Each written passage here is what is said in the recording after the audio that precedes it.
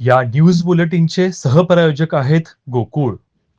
कोल्हापूर शहर व जिल्ह्यात सुरू असलेल्या रस्ते दुरुस्ती आणि नूतनीकरणाच्या प्रत्येक कामाचा सविस्तर अहवाल मुंबई उच्च न्यायालयाच्या कोल्हापूर सर्किट बेंचमध्ये सादर करण्याचे स्पष्ट आदेश महापालिका व जिल्हा परिषदेला देण्यात आले आहेत.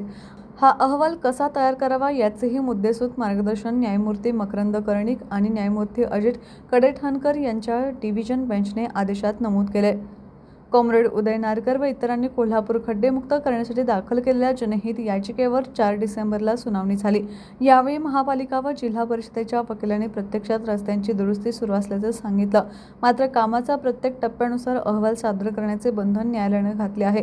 न्यायालयाने आदेशात स्पष्ट केलेले मुद्दे सुरू असलेल्या कामाचे स्वरूप, दुरुस्ती की नूतनीकरण, कामाचा कालावधी व पूर्ण करण्याची अपेक्षित अंतिम मुदत, गुणवत्ता तपासणी, तक्रार नोंदणी व त्यावरील कारवाई, सर्व अनुपालन अहवाल अनुक्रमणिकेसह सादर करणे, रस्त्यावर पडलेले बांधकाम साहित्य, मिक्सर इत्यादी तातडीने हटवणे, सार्वजनिक वाहतुकीला किंवा नागरिकांना त्रास होणार नाही याची खबरदारी घेणे.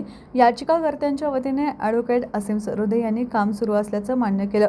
मात्र कामाचा दर्जा टिकवण्यासाठी महापालिका व जिल्हा परिषदेने काटेकोर गुणवत्ता तपासणी करावी अशी अपेक्षा व्यक्त केली. पुढील सुनावणी 11 डिसेंबर रोजी होणार आहे.